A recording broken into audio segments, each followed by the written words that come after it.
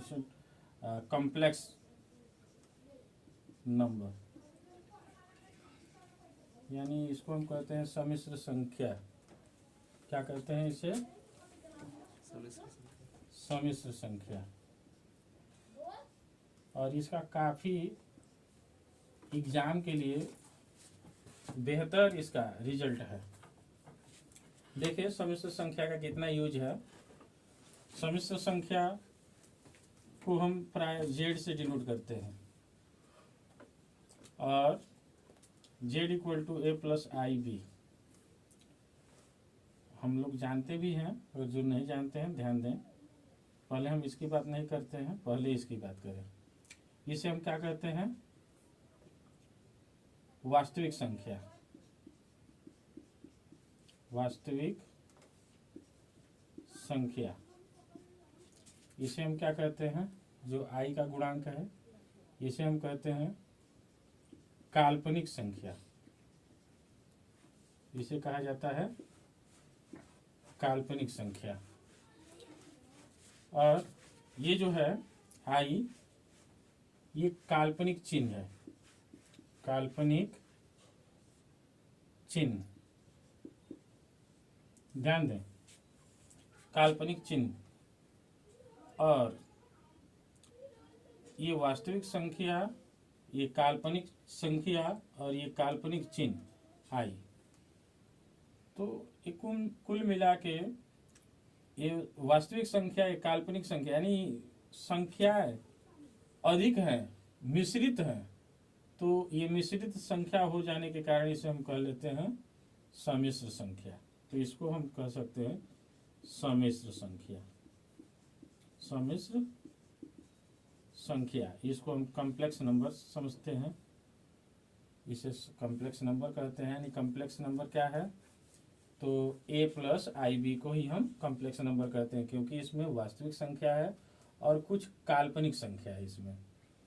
तो काल्पनिक संख्या, आई के साथ जुड़ी हुई संख्या को काल्पनिक संख्या समझते हैं। ये चिन्ह जो है आई का, एक काल्पनिक चिन्ह है। ये आई चिन्ह को जाने, I equal to under root -1, और आई का स्क्वायर कर दें तो -1 होता है। आई का क्यूब करें तो -i लिखते हैं। आई का पावर 4 करें तो 1 लिखते हैं। ये पीरियडिक होता है, ये ध्यान दें। ये हमारा है, इसमें मुख्य रूप से इसी का यूज है सबसे ज़्यादा कॉम्प्लेक्स नंबर। इससे 5 नंबर के क्वेश्चन पक्के हैं एग्जाम में फंसना। अब सबसे पहले इसको जाने, इससे हम क्या क्या निकाल सकते हैं। तो इससे मापांक, इससे कोणांक,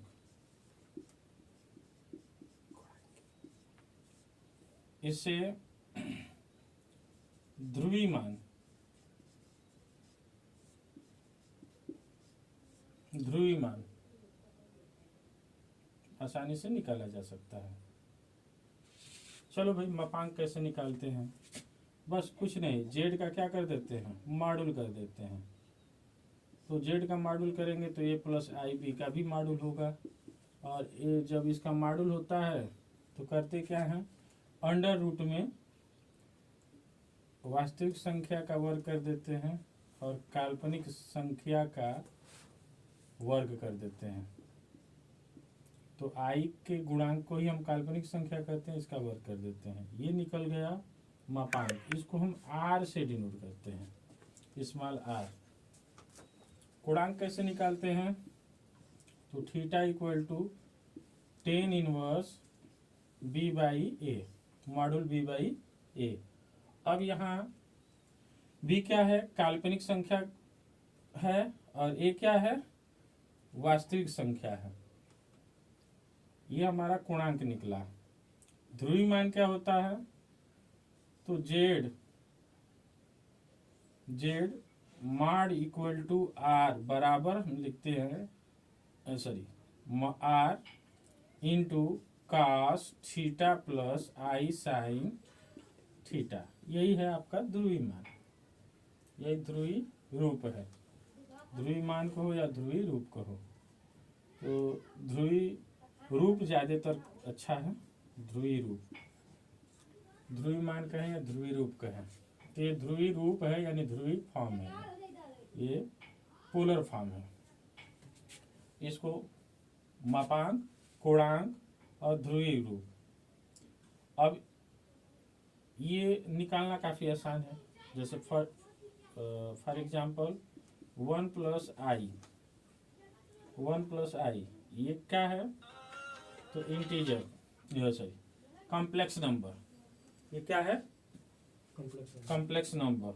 तो कॉम्प्लेक्स नंबर है तो करना क्या होता है, आर का मान निकालना है, तो इसका मतलब कि जेड का हमें मॉड्यूल करना होगा। क्या करना होगा, मॉड्यूल करना होगा। इससे क्या निकलेगा आपको, 1 स्क्वायर प्लस 1 का स्क्वायर प्लस 1 का स्क्वायर अंडर रूट 2। 1 का स्क्वायर करिएगा 1 ही होगा, 1 का स्क्वायर करिएगा 1 होगा, अंडर रूट 2 होगा। ध्यान दें, ये आर की वैल्यू निकल गई। अब क्या चाहिए, थीटा की वैल्यू। थीटा की वैल्यू कैसे निकालेंगे भाई, 10 इनवर्स। अब यहाँ देखो, पहले हमको आई का गुणांक चाहिए। आई का गुणांक कितना है, 1, और 1 वास्तविक संख्या का गुणांक कितना है, 1। 1 से 1 कैंसिल, कितना होगा 10 इनवर्स 1। और 10 इनवर्स 1 का मान क्या होता है, यहाँ 1 का मान क्या होता है, π/4। बिल्कुल सही, 10 π/4। 10 से 10 इनवर्स क्या हो जाएगा, कैंसिल। अब यहाँ थोड़ा सा सीखने वाली बात है, सीखना काफ़ी आसान है, π/4 आया। समझने वाली बात ये है कि थोड़ी सी ग्राफ को समझ लेना है। ग्राफ में, ये ग्राफ में ये समझना है कि फर्स्ट क्वाड्रेंट रहे तो प्लस प्लस होना चाहिए, मतलब प्लस प्लस होता है, यानी ये भी पॉजिटिव हो।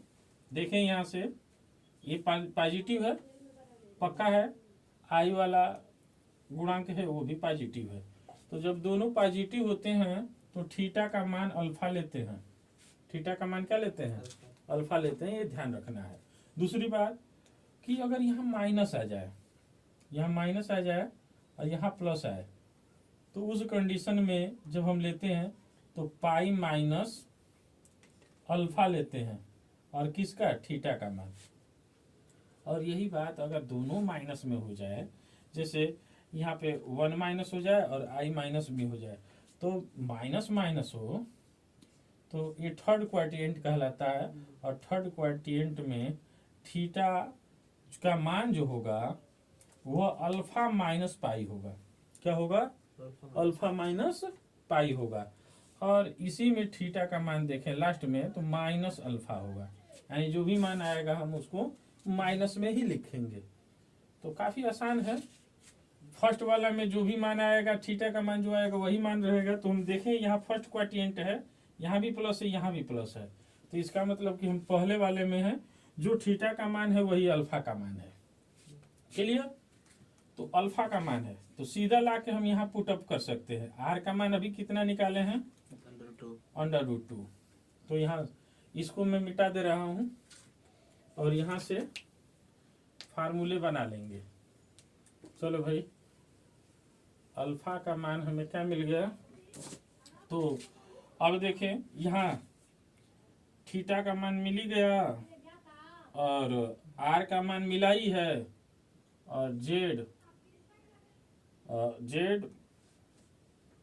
यहाँ पे हमने लिखा है गुणांक, ये जेड मॉड्यूल इक्वल टू, या जेड मॉड्यूल नहीं लिखते हैं इसको, ये गलत है, जेड इक्वल टू, यानी जेड इक्वल टू आर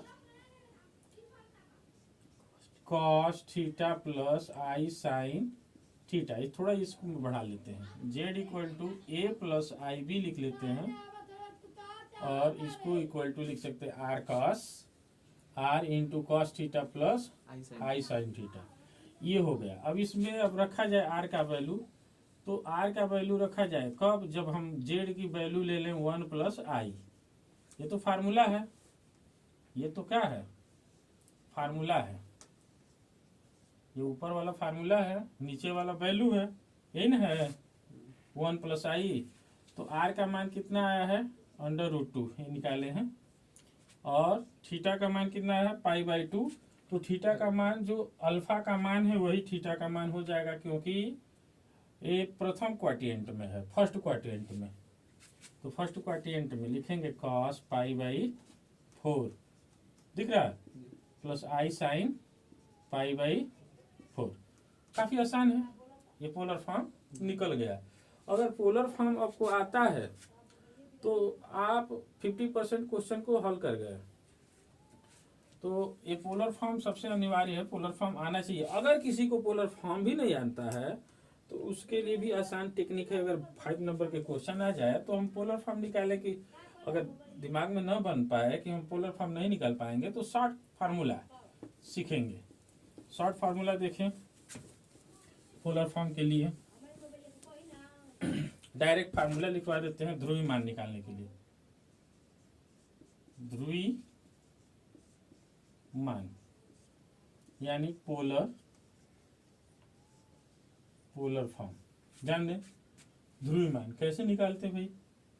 अब नंबर 1 1 का ध्रुवीय मान कह दे, कुछ नहीं करना है, cos 0 प्लस आई साइन 0।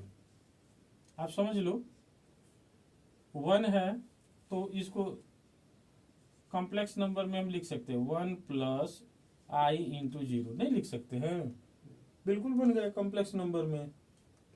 और यहाँ ध्यान दें cos 0 की वैल्यू कितनी होती है 1, लेकिन साइन 0 की वैल्यू कितनी होती है 0।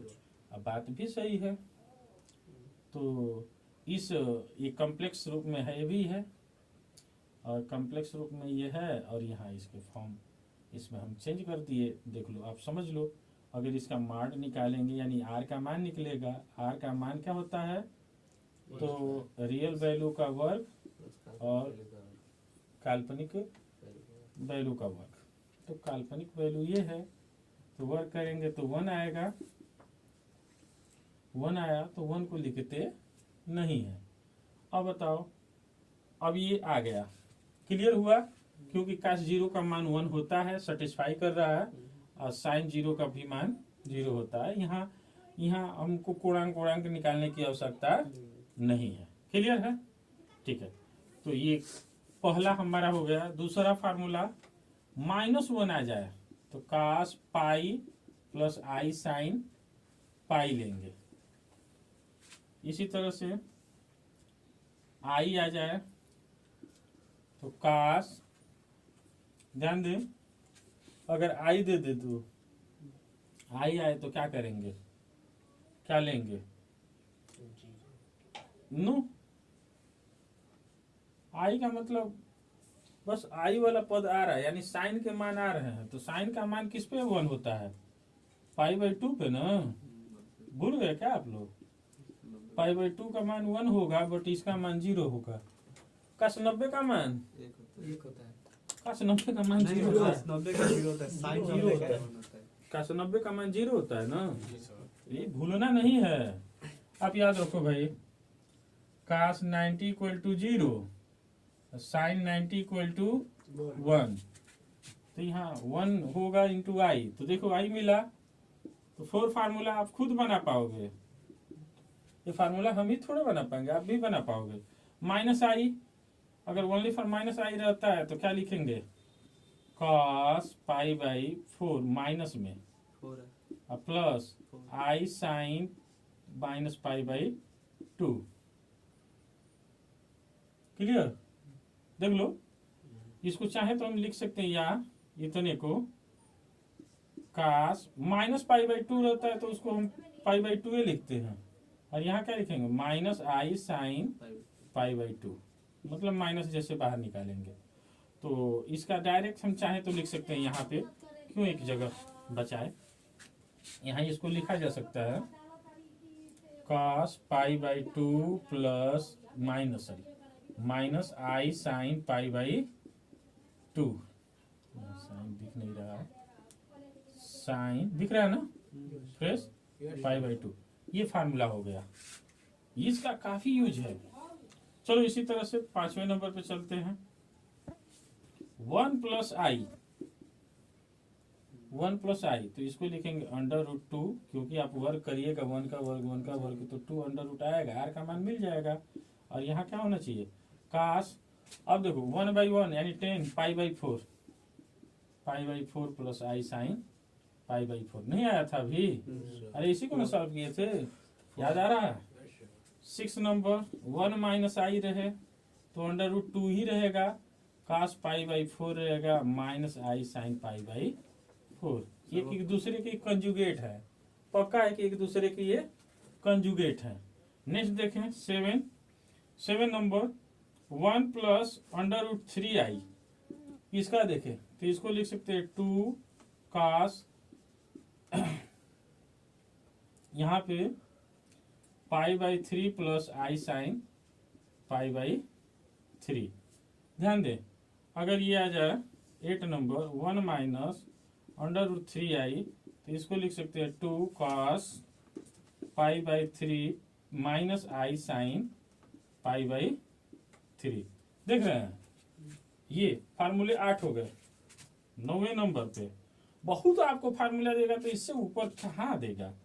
चलते हैं भाई, 3 + i दे दे, तब क्या करेंगे 2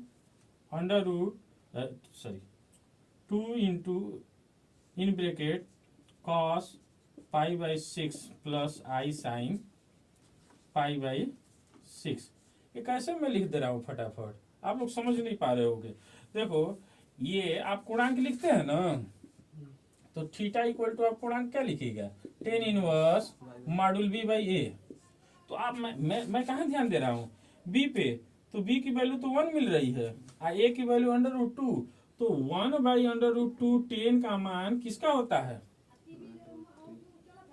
30 का। हाँ, तो π/6 से ना लिखेंगे, तो खटाक से मैं वहां से लिख रहा हूँ, देख रहे हैं।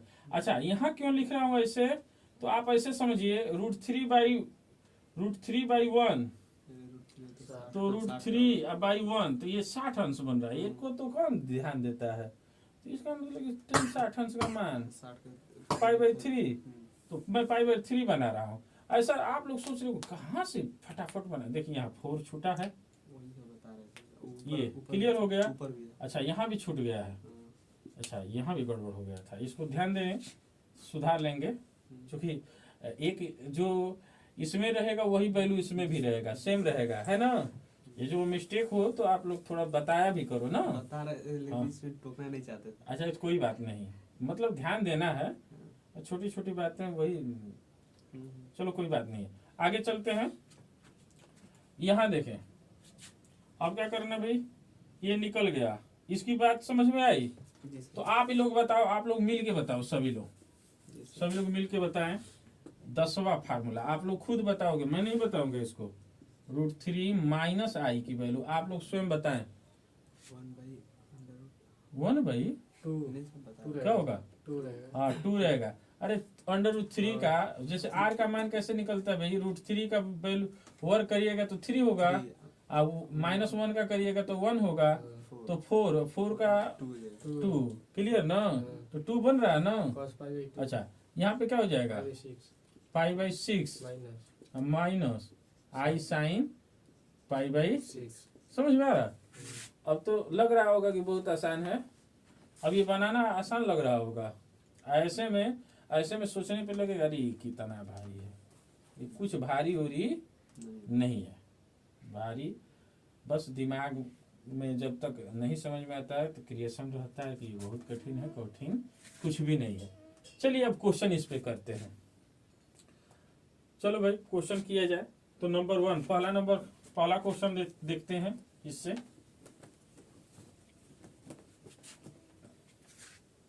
तो पोलर फॉर्म हम लोग को लगभग समझ में आया, और जैसे क्वेश्चन करेंगे तो पोलर फॉर्म अच्छी तरह से आ जाएगा।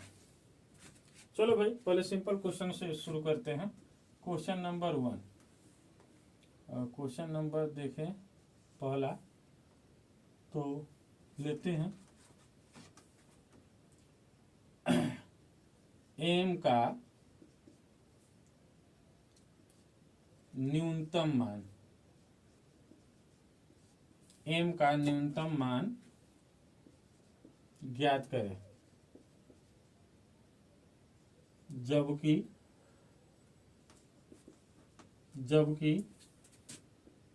1 plus I by 1 minus I whole power m equal to 1 हो। तो ध्यान दे, m का न्यूनतम मान ज्ञात करना है। तो सबसे पहले क्वेश्चन में हमें क्या दिख रहा है, 1 प्लस आई बाई 1 माइनस आई। ठीक है, डायरेक्ट में बताऊं, डायरेक्ट में मुझे पता है कि इसका इतने का हम कैलकुलेट करके आई लाते हैं और ला के दिखाते हैं। इसका कंजुगेट करेंगे, सबसे पहले क्या करेंगे, कंजुगेट करेंगे। तो कंजुगेट करते हैं तो जो प्लस होता है वो माइनस कर लेते हैं, माइनस होता है तो प्लस करते हैं। इजी है ना। तो यहाँ क्या करेंगे, 1 प्लस आई अपान 1 प्लस आई मल्टीपल करेंगे तो स्क्वायर हो जाएगा ऊपर, और नीचे क्या हो जाएगा, स्क्वायर रूट। अभी हमने बताया है कुछ फार्मूले कि i इक्वल टू लिखते हैं under root -1, I square equal to होता है कितना, -1, और I power Q equal to कितना होता है, -i। गुड। आई के पावर 4 इक्वल टू 1, ये हम लोग जानते हैं। चलो भाई, इसका वर्क करेंगे, तोड़ेंगे तो ये हो जाएगा 1 का स्क्वायर प्लस आई का स्क्वायर प्लस 2i। समझ में आ रहा है। नीचे वाला हो जाएगा 1 का स्क्वायर माइनस आई का स्क्वायर। अब माइनस आई स्क्वायर का वैल्यू कितना होता है, -1। अब -1 यहाँ रखिएगा तो +1 होगा। इसका मतलब कि हमें आंसर क्या मिल रहा है, 1। तो इसका -1 यहाँ 2i अपान यहाँ 1 प्लस 1 कितना, +1। अब देखिए ये इससे कैंसिल, 2i अपान 2 से 2 कैंसिल, आई आया क्या। तो डायरेक्ट मालूम है कि आई आएगा, और यहाँ माइनस होता है, यहाँ प्लस होता है, तो माइनस आई आता है। क्लियर। खैर ये फार्मूला भी है, इसको नोट कर लो, ये नोट करें, ये काफी इंपॉर्टेंट क्वेश्चन है, फार्मूला है शॉर्ट फॉर्म निकालने के लिए। जैसे एक नंबर में क्वेश्चन दे दे तो आप ज्यादा मेहनत क्यों करोगे। इसको आई लिखेंगे। एक और क्वेश्चन ये नोट कर लें, 1 माइनस आई अपान 1 प्लस आई हो तो माइनस आई लिखेंगे। ये नोट कर लें। चलो भाई, ये समझ में आया। ये मान उठा के यहाँ रख सकते हैं। चलो भाई, तो रखते हैं आई के पावर m, आई के पावर m इक्वल टू 1। तो ये कभी तभी संभव है, और वो भी न्यूनतम मान। अगर मान लो अधिकतम निकालें, आई का पावर 5 करें, आई का पावर 6 करें, आई का पावर 7 करें, आई का पावर 8 करें, तो यहाँ 8 करने का मतलब आई के पावर 4 होल पावर 2। इसके पहले जितने भी मान आएंगे सब माइनस वगैरह में आएंगे। ये आएगा, ये कितना आ जाएगा, आई आएगा। ये पीरियडिक होते हैं, इसका मतलब कि जब ये आई आया तो ये कितना आ जाएगा, -1। ये कितना आ जाएगा, -i। तो ये कितना आ जाएगा, 1 आएगा। तो अब ध्यान दें कि न्यूनतम पूछा था, न्यूनतम में 1, एक पे तो -1 है, 2 घात अगर है तो -1 है, अंडर रूट -1 इस पर था। आई का क्यू अगर करेंगे तो -i आएगा, यानी न्यूनतम मान वो 4 है जिस पे 1 आएगा। क्लियर हो गया कि m की वैल्यू 4 पर क्या मिलेगा, 1 आएगा। तो हम लिख सकते हैं, अतः अभीष्ट मान, अभीष्ट m इक्वल टू, अभीष्ट मान m इक्वल टू 4 होगा। यही ना होगा, यही होगा, ये आंसर हो जाएगा। ये छोटा क्वेश्चन है पर समझ में आया, अच्छी बात है, मिटा देते हैं। तो इससे मिलता जुलता सारा क्वेश्चन मिलेंगे। चलो भाई, थोड़ा सा क्वेश्चन को थोड़ा हल्का सा टफ करते हैं। टफ क्या करना है, थोड़ा सा और एक इजी क्वेश्चन लेते हैं, सिंपल क्वेश्चन जो काफी आसान है। क्वेश्चन नंबर 2, क्वेश्चन नंबर 2 एक इजी क्वेश्चन उठाते हैं। दे दिया है, यदि x plus 4iy equal to I X plus Y plus 3 हो तो x तथा y का मान ज्ञात करें। ये क्वेश्चन काफी आते हैं, ज्ञात करें तो क्या करना है, कुछ नहीं। हमें मालूम है कि वास्तविक संख्या के बराबर होती हैं और काल्पनिक संख्या का गुणांक काल्पनिक संख्या के गुणांक के बराबर होता है। तो इसको सॉल्व करेंगे तो सबसे पहले लिखेंगे दिया है ना, दिया है, क्या दिया है, तो x plus 4y equal to I into X plus Y plus 3। तो देखने में लग रहा है ये अचर पर ये वास्तविक संख्या के क्या है, बराबर है। तो लिख सकते हैं x equal to Y plus 3। तो यहाँ से हमें इक्वेशन मिल सकता है, क्या इक्वेशन हो जाएगा, x minus Y equal to 3, equation 1 है कि नहीं। इसी टाइप से यहाँ से हमको i का गुणांक कितना है, यहाँ है 4y और i का गुणांक यहाँ कितना है x। इसको इधर ट्रांसफर करते हैं, इसको इधर ट्रांसफर करें तो x minus 4y equal to 0, अर्थात दूसरा इक्वेशन हमको मिल जाएगा x minus 4y equal to 0, समीकरण 2। अब देखें तो इसको सॉल्व करें, घटाने पर क्या करें, घटाने पर तो घटाते हैं तो इसको माइनस करेंगे, ये माइनस है तो प्लस हो जाएगा, यहाँ माइनस हो जाएगा। तो 0 में माइनस करने से कोई फर्क नहीं पड़ता है, बट हम माइनस किए हैं। ध्यान दें, इससे ये कैंसिल और यहाँ प्लस 4y हुआ, तो 4y में से एक y निकल जाएगा तो 3y इक्वल टू 3।